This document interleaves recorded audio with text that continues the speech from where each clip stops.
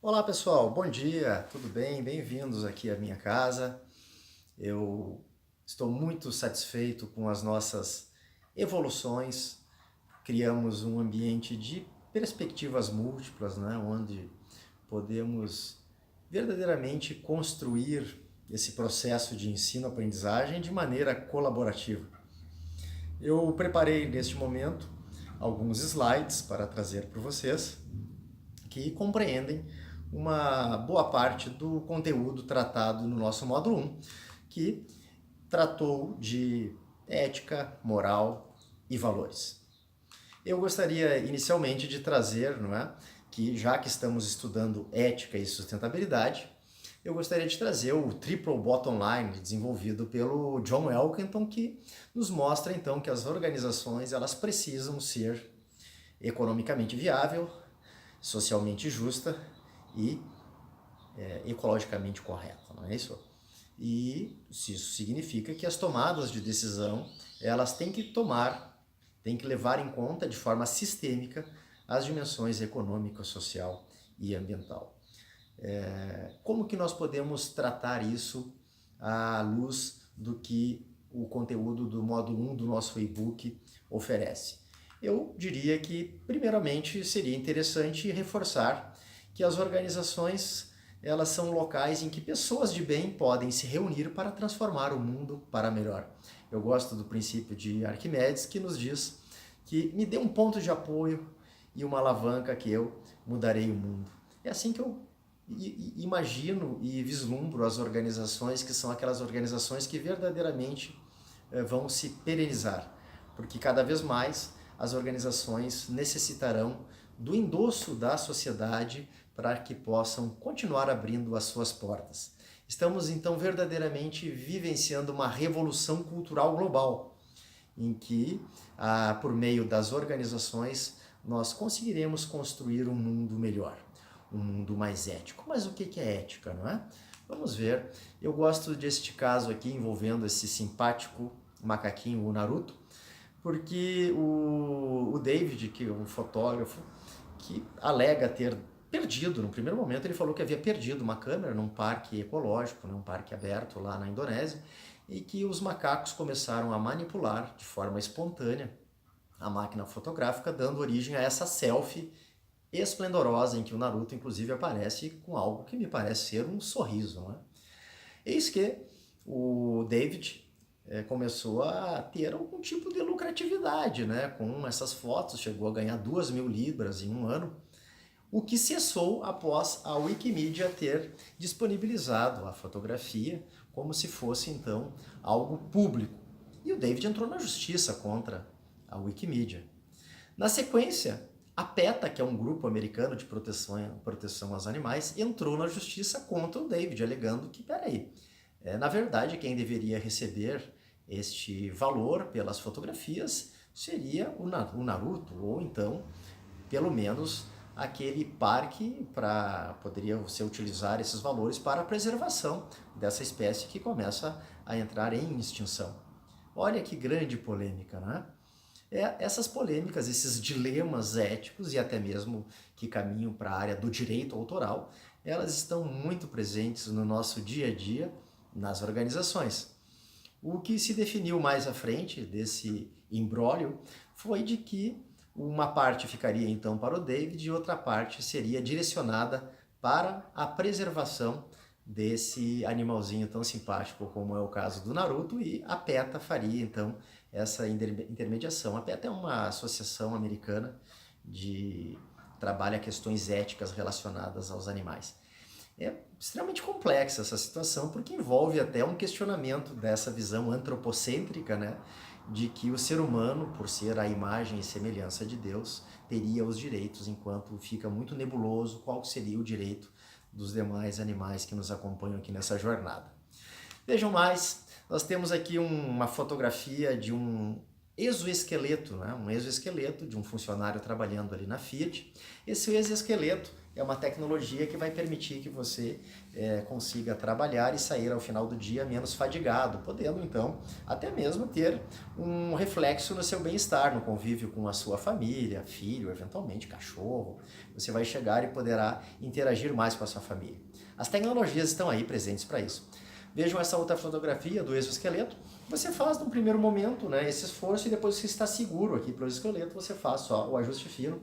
Você certamente conseguirá produzir mais e sairá menos cansado ao final do dia. Mas o fato é que, quando você começa a trabalhar novas tecnologias, como este caminhão aqui da Volvo, que é um caminhão não tripulado, você passa pela questão legal. Este caminhão da Volvo, que é não tripulado, e ele está aqui fazendo uma colheita de cana-de-açúcar aqui no noroeste do Paraná, em Mandaguari, ele tem um ser humano ali dentro. Não precisaria ter. O caminhão ele tem a tecnologia embarcada que lhe permite fazer a colheita da cana. E fazer de forma bem mais eficaz que se fosse um ser humano pilotando. A cada 7 safras você ganha uma, porque esse caminhão ele não vai passar com o pneu em cima de mudinhas de cana, mesmo que esteja operando em condições de que seria pouca visibilidade para nós, seres humanos, né? À noite, por exemplo. Ele não passa, ele tem uma capacidade de conseguir desviar e ele está lá justamente para fazer a colheita das canas maduras, né? Mas a nossa legislação não permite que esse caminhão esteja aí rodando sem um ser humano dentro. Então tem uma pessoa ali, enquanto essa questão não for definida, essa questão regulamentar. Ou talvez a pessoa esteja ali, claro que trocando mensagens de WhatsApp, acessando as suas redes sociais, ou até mesmo tirando um cochilo, imagino eu, que isso possa ser possível. Vamos em frente. Eu tenho aqui uma imagem, né, de um carro em que você está desenvolvendo a condição da autonomia, né? Não precisar, de novo, que um ser humano esteja pilotando. Está sendo feita uma pesquisa internacional em mais de 150 países para tentar detectar quais seriam as decisões tomadas por um ser humano para que isso possa ser então embarcado tecnologicamente e que mova as decisões destes carros. Imagine que você venha e numa velocidade que está dentro da permitida, mas tem que fazer uma frenagem brusca e o carro sai derrapando. E você ainda tem uma certa dirigibilidade. Você vai em direção aos seres humanos ou você vai em direção ao cachorrinho que ali está. Muda de país para país. São várias respostas que estão sendo feitas, né, a situações que são situações de tomada de decisão e muda de um país para outro qual que seria a tomada de decisão da maioria. Será que então esses carros terão que ter uma capacidade de, ao cruzar a fronteira, começar a adaptar seu mindset, digamos assim, né, para tomadas de decisão de acordo com o que pensa a população daquela nação? Muito polêmico. Nós temos aqui então que nos valermos dos clássicos para tentar trazer algum tipo de luz a essas indagações.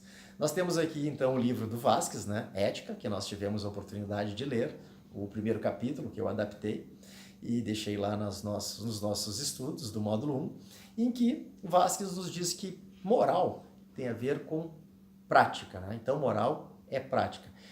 Tem a ver então com grupamentos humanos, que toda vez que você tem um agrupamento humano, você terá lá o juízo de valor daquilo que é certo, daquilo que é errado.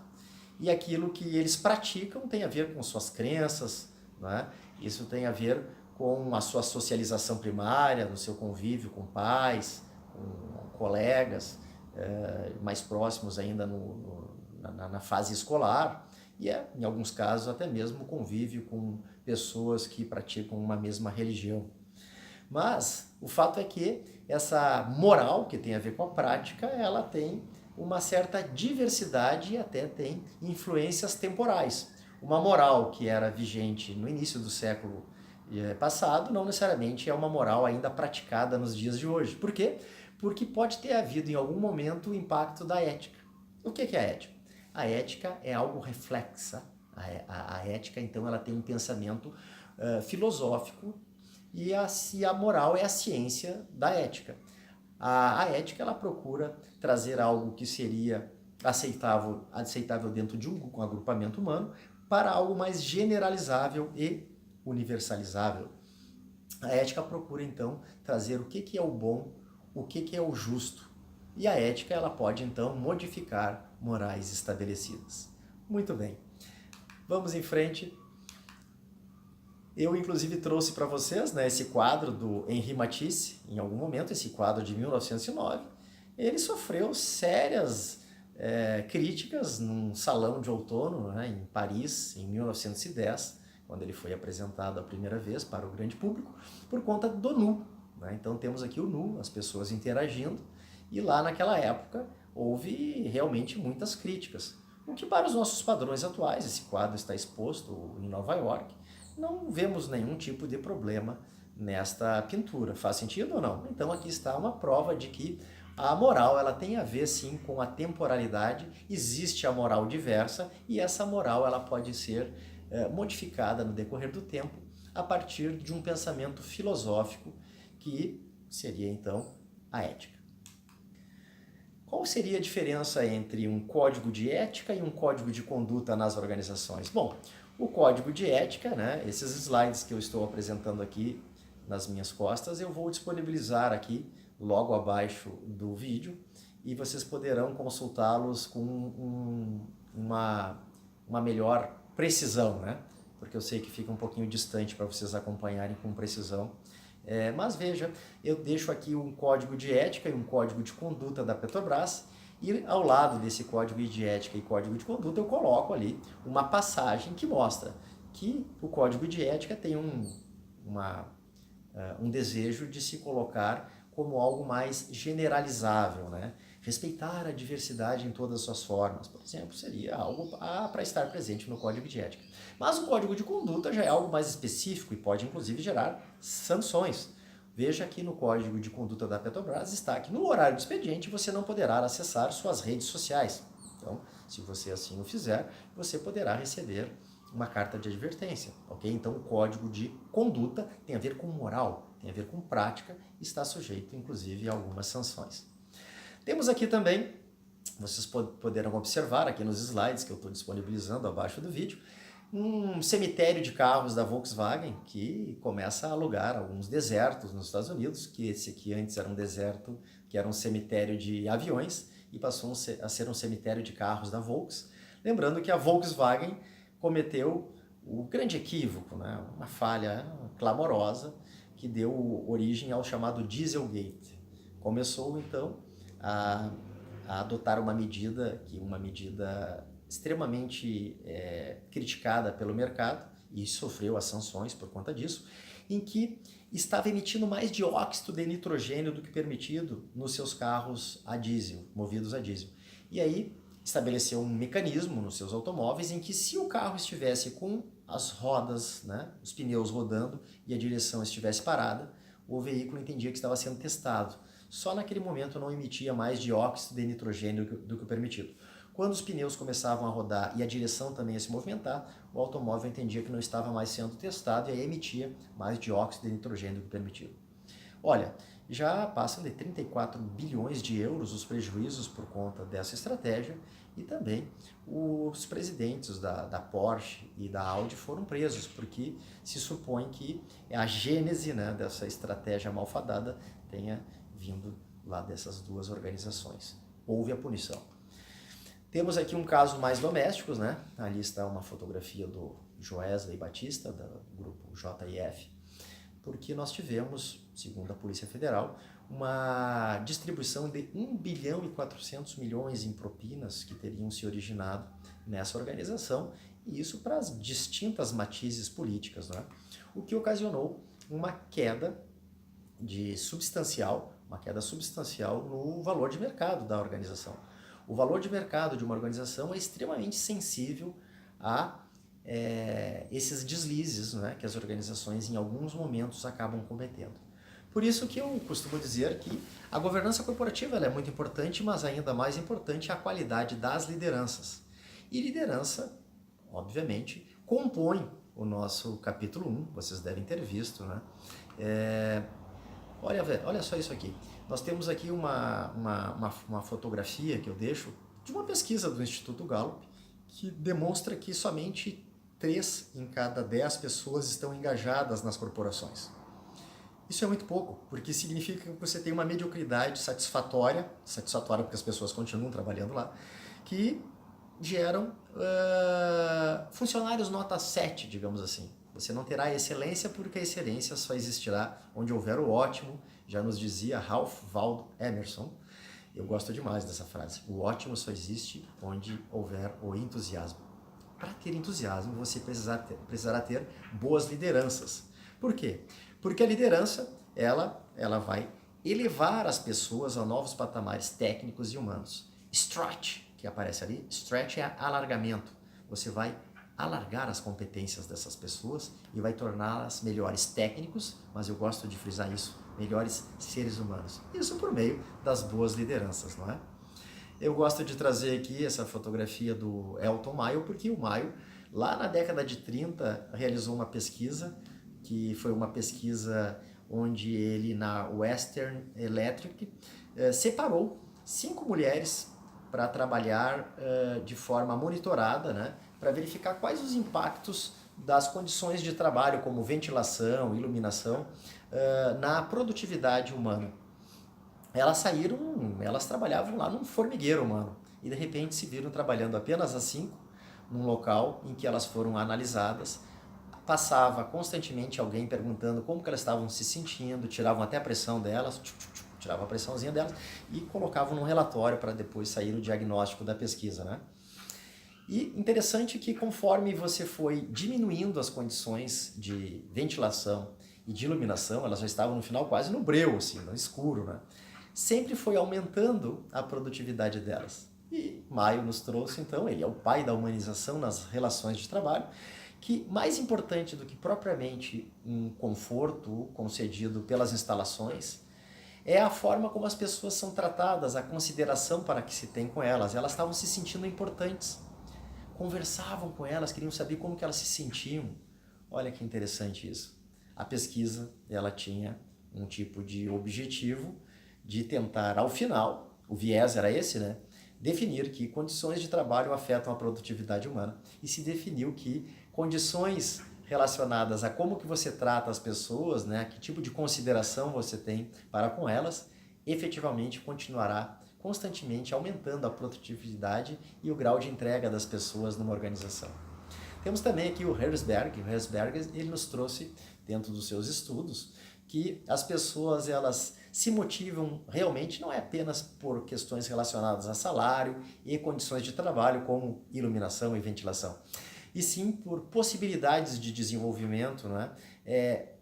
Ser alçado a novos desafios, ou seja, ir assumindo gradativamente novas responsabilidades na organização, ter a percepção de que está se investindo no desenvolvimento pessoal e profissional dela, ela está se tornando a cada dia uma pessoa melhor, não apenas profissional. Isso sim gera a motivação.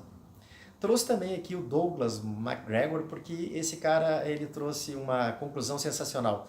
Ele trouxe a forma como você trata as pessoas é uma profecia autorrealizável.